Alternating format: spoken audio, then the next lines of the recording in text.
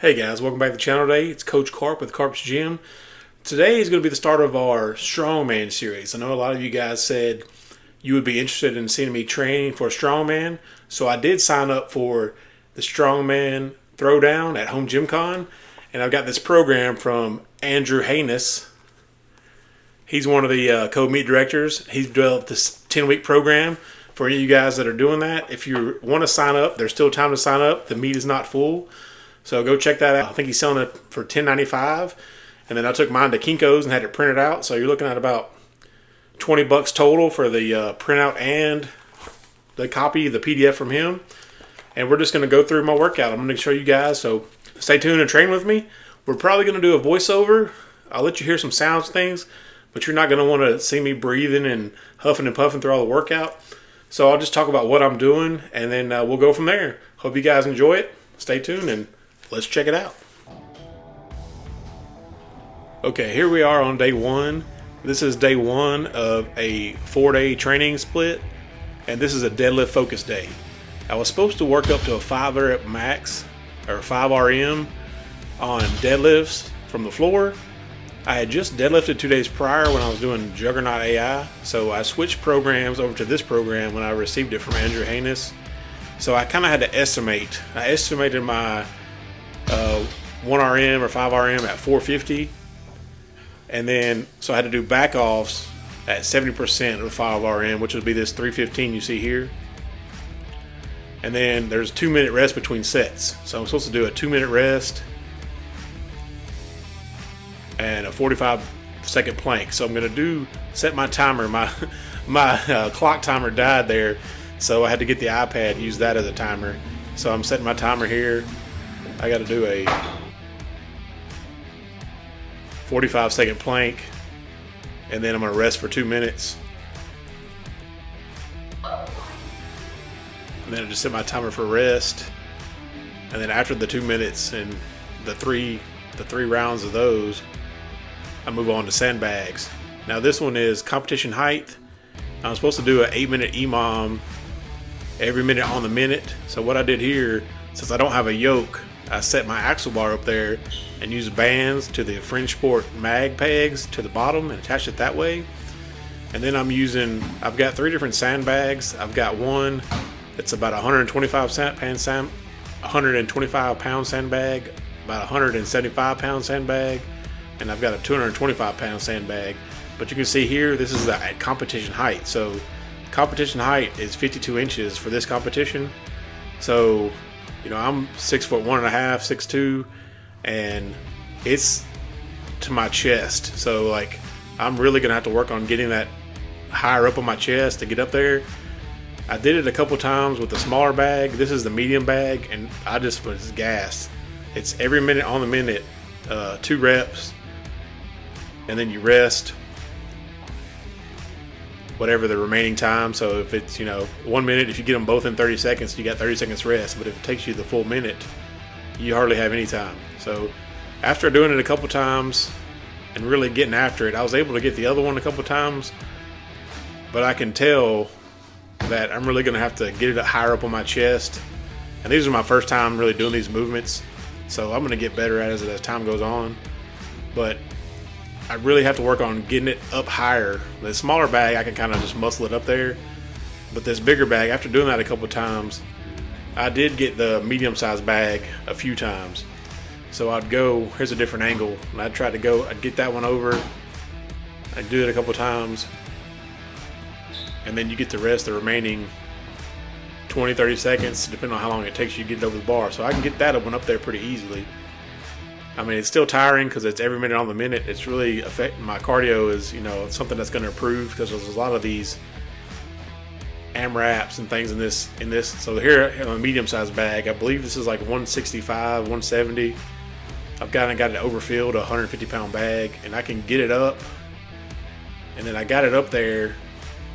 I just need to get it higher, but I manually kind of pushed it over there. It's almost like doing a push press over. I can get that one over, and I can lap the 225, but I haven't been able to get it over the bar yet. So now I got to do, the next one is Moxie set, where I'm doing kettlebell swings. It says heavy, but my kettlebell only goes to like 65 pounds. So I'm doing that, and then I'm supposed to superset that with pull-ups. But as you can see here, I'm pretty gassed. So I don't think I could get many pull-ups anyway, 1 or 2. So I've got a band here. I'm trying to do it with a band, and I can't even get 1. So the alternative here is to do like a lat pull down. So going forward, what I'm gonna have to do is set up the lat pull down. And then moving on to the assistance work, you got landmine rows, hammer curls. I'm doing 4x10 on those. So it's just a superset of those. Okay, now we're heading into day 2, which is a press focus day. And the main movement for today is the log clean and press. I'm supposed to be working up to a 3 rep max on the log clean and press. And then pull-ups or lat pull-downs will be superset with that. And here I'm just showing you how the ab mat crash pads are 12-inch pads. So I have my standard crash pads here, and I use my kids' gymnastics mats to kind of make it the right height, which is a 12-inch height. And if you saw my videos a couple weeks ago, you saw me doing a 195 for 1. It was kind of a max set, but I was deadlifting it off of the floor and then clean and pressing it, and it was probably the hardest press I've ever done. So here at this 12-inch height, which is what the crash pads will be at the competition, it's much easier because you're not having to use all that effort off of the floor. So at this 12-inch height, I'm able to lap it a lot easier, get in position, and I feel like I can just roll. This is like 185, and I got it for 3 reps, where last week or the week before I got 194 for 1. So I can tell that positioning is a lot better, and it makes it a lot more easier to kind of roll it up my chest and then go for it that way. So I did those, and I did back offs.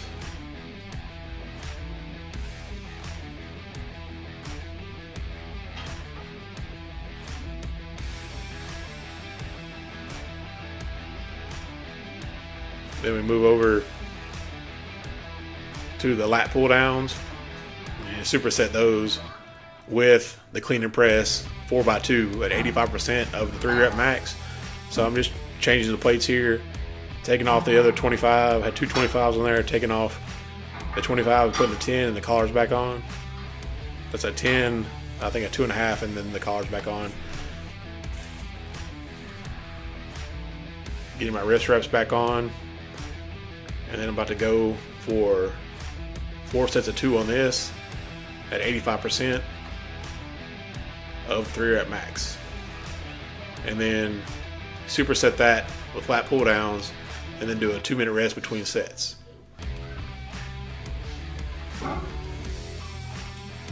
You can see having that 12-inch height, it's much easier for me to grab and go with it. I noticed too, like I have to keep my elbows up in the air high, and I need to get my hands about 3/4 to the front, because if I keep them in the middle or too far back, my arms or forearms will rub against the steel of that log, and it's very uncomfortable. So I would definitely recommend trying to find the right position for you, depending on which log you're using. This is a Titan Fitness log I'm using here, and then these lat pull downs are with the Clever Belt Atlas attachment. So you saw me using it earlier on the landmines. It works for landmines, and it's a lat pull down attachment, so you can do a lot with that, with those neutral grip pull downs. And I set my timer and just go right back. After the 2-minute rest, I'm back doing sets of this again, and you can see I'm getting more comfortable with the log. Like 2 weeks ago, I'd never touched a log before, so I'm getting much more familiar with it, much more comfortable. I'm still got a lot of work to do on all these movements. And some of the equipment I don't have, like this log was loaned to me from Rory Ellis. If you guys don't know him, he's the guy behind Roman Strength, and he had 2 logs. He let me borrow one for this competition. So that's a loaner log. I'll get back to him after this. He's letting me borrow it, so I really appreciate him doing that. But if you guys didn't see his video, we just did a garage gym tour with him a couple weeks ago, and it's got a lot of views, so you might want to go check that out. He has a lot of cool equipment and stuff you've probably never seen in his gym, so I would definitely go check it out. And then if you've never seen his Mega Goliath handles, he's an inventor, so he also has lever arm attachments that he's invented. They're pretty sweet. Articulating handles. If you've never seen those, you definitely want to go take a look. And here's my daughter, just no disregard for anything. And yeah, dad life. So here I reset, get back under the bar, give myself a little reset, a little mental reset after the kid hit the log. So hey, that's dad life training in the garage. Like, you never know what's going to happen. So some of these videos may be a little grainy or not great light, but I'm in the garage in the evening at nighttime. So sometimes I can open the garage and we have some daylight coming in. Other times it'll be after work and it's really late, so you might be 7 or 8 o'clock at night here, and it's just dark. So no matter how much lighting I have, it's not gonna look the best all the time. And something with these supersets, what I try to do is put up equipment as I'm moving on to the next one. Like I have a 2-minute rest period or something. I'm gonna adjust my J cups and everything, get it ready for the next set, move the bench out of the way. I got log press coming up next, so during the rest period, I'm warming up the next lift here. That's really a sweet hack for you guys, that if you have room to do it. And here we go, we're getting ready to do the log press. This is log strict press. So I got 4 rounds of this. It's actually strict axle press. I think I said log, but it's actually strict axle press. And we're only doing 50% of our 1RM. So I think I got 115 on the bar here because that's a 22-pound bar or 25-pound bar. So I got 45-pound plates and then that. So it looks like 135, but it's really more like 115 or 112. I'm doing it, this is an AMRAP, so I'm doing it as many reps as possible and then resting 2 minutes and then doing it again. So on these sets, I think on the first set, the 4 sets, so I got 16, and then I got 14 on the next set, 12 on the next set, and then 12 on the 4th set. So at this weight, and this is estimated 1 rep max, so I might be a little stronger than I'm giving myself credit for here, but he does say keep the weights manageable. We're not looking to go all out unless it's actual calling for a max. So the rep work here, you'll notice at the end, you get a heck of a pump. My arms, forearms, shoulders, this is like a pump from hell because you're also using that axle bar. And then a hack on that I learned from Tyler Obringer. You keep your thumbs out, not around the bar, to the side, and keep that bar seated in your hand because it keeps that thumb out of it, which will help with the elbow tendonitis and the golfer's elbow and that kind of stuff. So definitely, if you're comfortable with it and you have safe spotters and everything set, try to keep your thumb out of there because it really does help not having to grip that bar, especially those fat bars. I'm just logging in my thing here, what sets I did, how many reps. Like I said, I did 16, 14, 12, so I'm just making a note of that in my training journal. That's the good thing about printing this out, is you can write all that down. So moving on to assistance work, I got dumbbell front raises, 4 sets of 20, or as many as I can do. I think I just got the 15s or 20s here. I can't remember it offhand, but just getting to those. 20 reps of those will burn you up, especially after doing all that pressing. And then right after that, we move into rear delts. So you can see I've got my bench already preset up there. So as soon as I get done with that, I'm gonna set that down and get me maybe a 5-pound less weight for rear delts, and then come back over here and then just use that bench as a support and then do my rear delts. So I don't do a lot of bodybuilding type movements, but this is in that program. It's just assistance for superset. So I'm just following the program the best of the T with the equipment I have. I don't have some of these like yokes and things you'll see that come up later. I'm hoping to get some. I've reached out to some companies and talked to some guys about getting some equipment or borrowing it from other guys. If I have to, I'll go to another gym and try something, but I'm trying to keep this series all in the home gym, or maybe in one of my buddies' home gyms. Like if me and Rory meet up, maybe he'll come over here, or I'll go to his house and we'll train together. But I'm trying to keep it a home gym series. And then we're moving on to the assistants. We just have some, shoulder presses. On these are epoch sets, which as the weight goes up, the rest time is supposed to increase.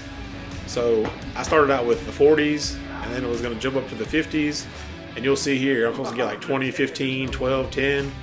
I got like 1 or 2 reps, and then I was gassed. Like my shoulders and arms, after doing all that axle pressing and log pressing, I don't have, so some of this stuff might get cut out. I'm going to try to do the program as much as I can, but especially if it's like 8 o'clock at night and I haven't got that far, I might just have to cut out the optional stuff at the end.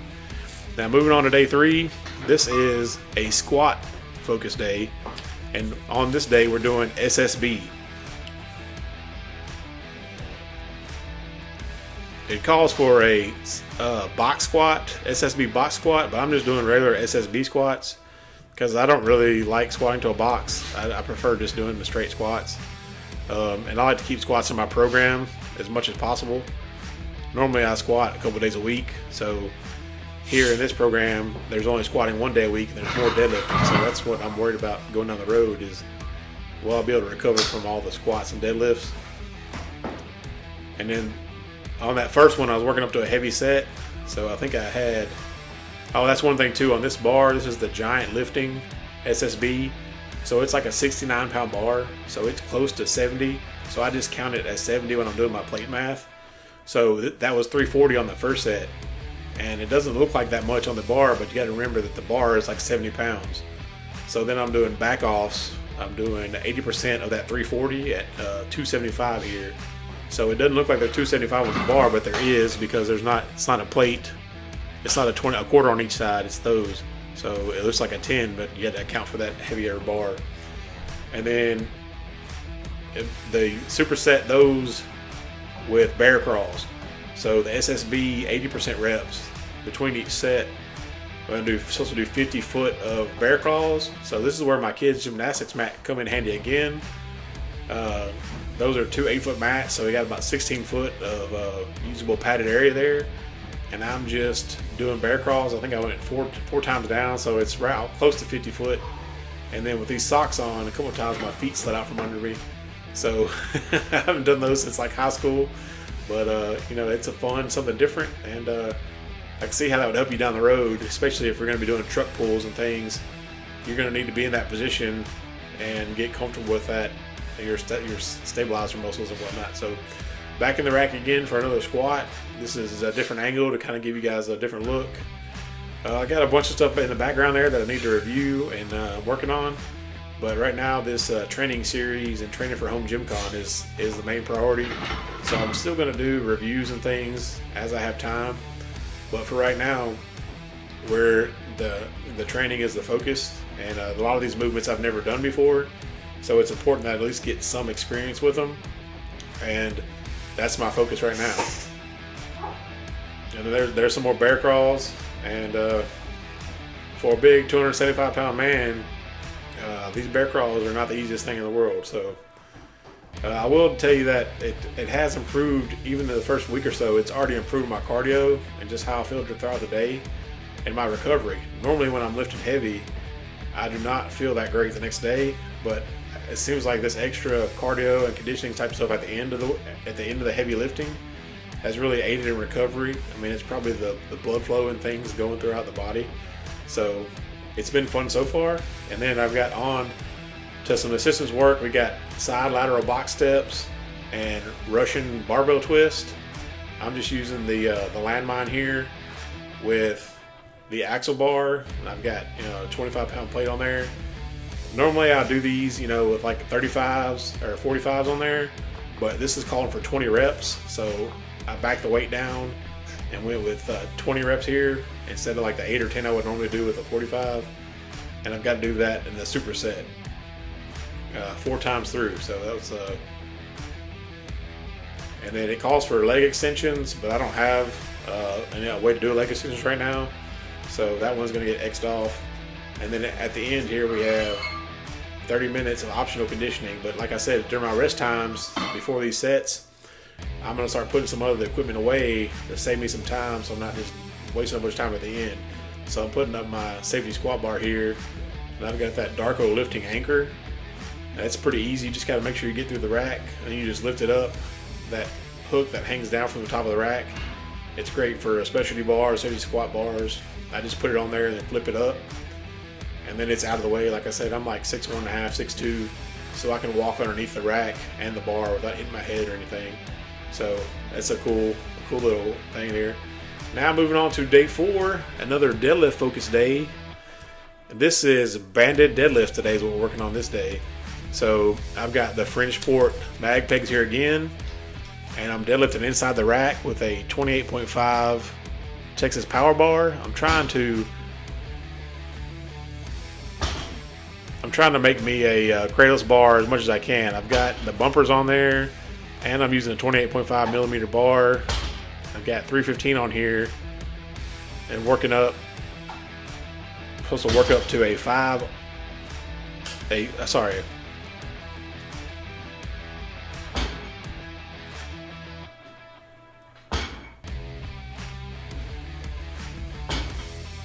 I'm working up to a 5 RM at 100%. So I've got, first set is 2 sets of 6 at 70%, then 2 sets of 5 at 85%, and then 2 sets of 3 at 100%. So here was this 405 on the bar plus the band tension. So I'm going all the way up, and these were really tough. Not too bad off the floor, but that lockout, I mean, I can see how this would help you, but I never really do these. I usually just do straight sets, or sometimes I'll do like pause below the knee, but I don't really do many rack pulls or any banded deadlifts, but I'm going to start incorporating those. And then after that, the 5 RM, we're just doing some box squats. We're just doing some box jumps. And after that, that's really all I had time for because my daughter has basketball. There's supposed to be a sled push and sled drag or a truck pull, but I don't have any of that equipment yet. So that's going to wait till another day. Hopefully by next week I'll be able to do some of that. So here's a bonus day. What do they say? Get strong, stay strong, and use your strength. So here's me delivering furniture to my mother-in-law and then going over there to put it together. So hope you guys enjoyed the video. Stay tuned for the next episode. Peace. That was episode 1, so hope you guys enjoyed it. Let me know in the comments down below if you guys have any tips or things you want to see or things you want done differently. Let me know. It's my first time doing a kind of a video like that, so let me know if there's anything helpful or anything you want to see in the next upcoming video. So stay tuned for the series and stay tuned for episode number 2. Thanks for watching and go lift, baby. There is no tomorrow. There is no tomorrow.